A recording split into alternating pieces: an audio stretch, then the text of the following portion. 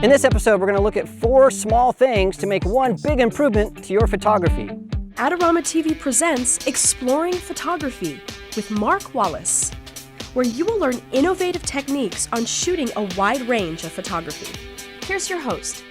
Hi everybody, welcome to another episode of Exploring Photography right here on AdoramaTV. It's brought to you by Adorama, the camera store that has everything for photographers. Well, in today's episode, I'm going to be talking about 4 small things. Individually, these things don't really add up to individual videos, but I think together, these 4 small things can make one big difference to your photography. Now, before we do all that, I want to remind you that Adorama has some amazing contests. You can win some great prizes, so click the link and enter right now.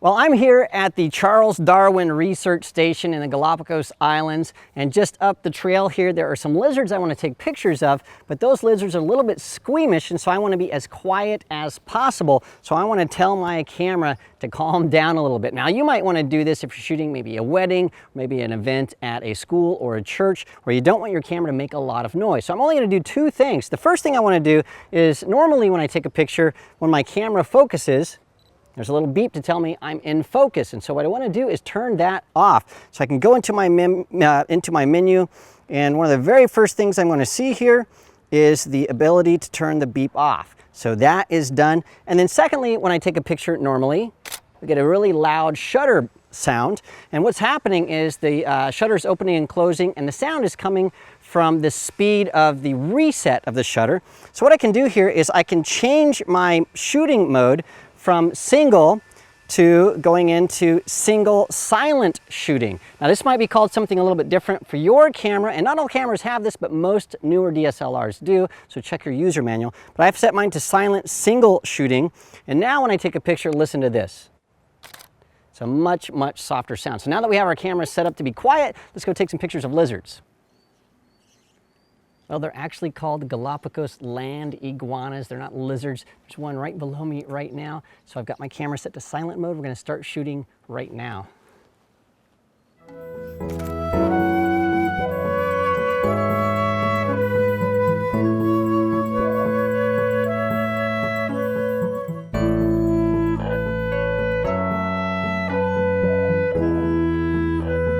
Well, I've seen some incredible things here on the Galapagos Islands. Unfortunately, a lot of those things happened unexpectedly. So I didn't have my full-fledged DSLR camera and my lenses and everything, but what I did have was my trusty iPhone.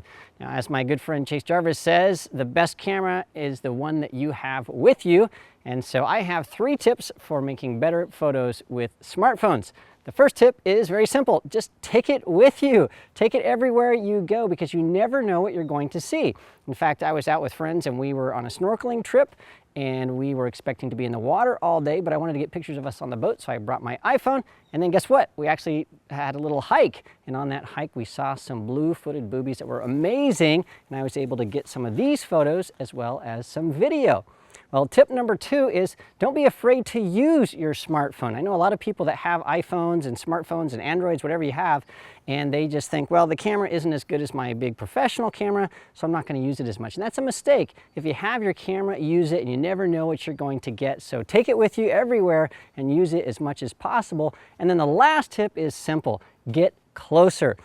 We were able to shoot some shots. Here's a picture of me shot by my friend Lex, and I'm hanging out with a blue-footed booby, and you can see how close we were able to get to these birds, but I also applied to the camera, so I was able to take this, get some shots of a group of birds, but then I got even closer, and you can see how these pictures really improve the closer I was able to get to the birds. So take it with you, use it, and get closer. Well, we have some giant tortoises right behind me right here, but there's a better location for shooting these guys just down the trail, so we're going to go there next. So let's go. Well, for these shots, I'm going to be using my 70 to 200 millimeter lens and a tripod for stability. But what I really want to talk about is this thing right here. This is a tripod mount ring. Sometimes people call it a tripod mount. Sometimes they call it a lens ring. But what that does, it allows you to put a tripod plate on the lens itself. And that way, the lens is actually supporting the camera, not the camera supporting the lens. And that's really important with a big, heavy lens like this. If you put your tripod plate on the camera and you mount that to the tripod, over time, this lens is actually going to break the connection between your camera body and the lens. You have to send it back in for repair. You don't want that. So make sure that you leave your tripod ring on your big lens. Now, the second thing that I love about these tripod rings, these tripod mount rings, is that you can actually rotate your camera inside. So you can loosen this, and now your camera can rotate. So you can go from horizontal to vertical and back. And I get so many emails asking me what kind of special attachment I have on my camera. Well, it's just built into the lens. So if you have one of these big, heavy metal lenses like this, it's going to come with a tripod ring, and now you can rotate that, and it's really awesome. And one other thing that people ask me about a lot, and sometimes you have a big extended body or a battery pack, and on some cameras there's a little lever that comes out here, our tripods, and it's hard to mount your camera to that tripod. Well, what you can do is actually flip the ring upside down like this, mount on your tripod, click it in, and then rotate it, and that will help you if you have one of those big battery grips on the bottom of your camera. Just a little tip. Well, now that we know about all that stuff, let's shoot some pictures of these giant tortoises.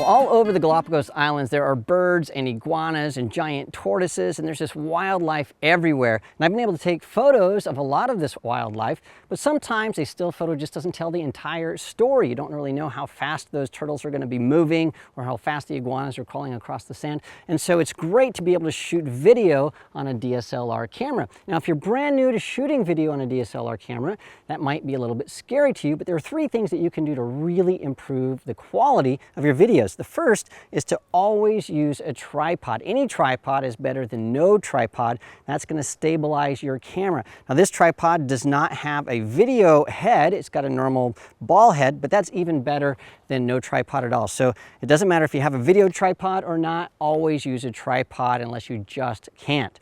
Now, the second thing, if you want your videos to look a little bit more like cinema, make sure you're shooting in at 1/60th of a second.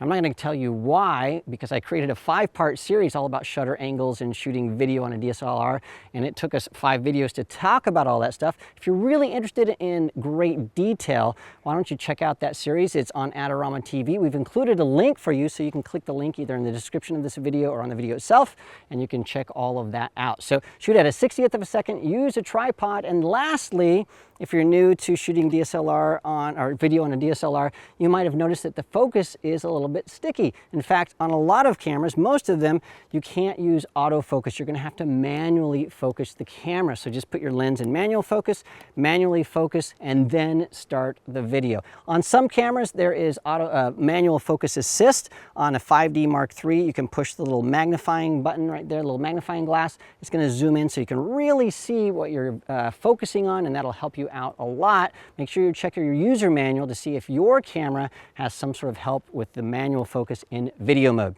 So use a tripod, shoot at a 60th of a second, and then manually focus. And if you want more information, check out the links for AdoramaTV. You can see that big, long series we did all about shooting video on DSLR cameras. Well, now that we know about that, let's shoot some video of some of the wildlife around the island, and then we'll be on to our next thing.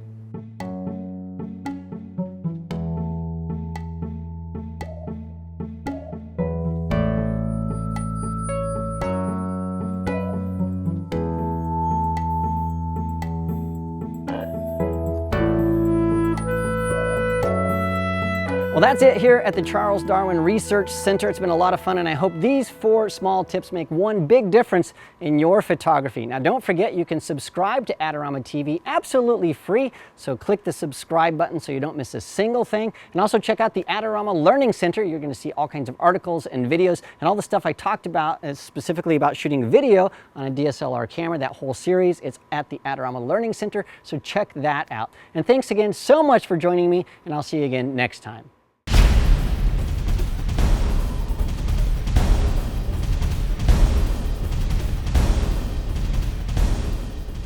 Do you want great-looking prints at low cost? Be sure to visit our easy-to-use online printing service. Adorama Pics has professionals who treat your images with the utmost care that you can count on. For a quick turnaround on photos, cards, or albums, use AdoramaPics.com.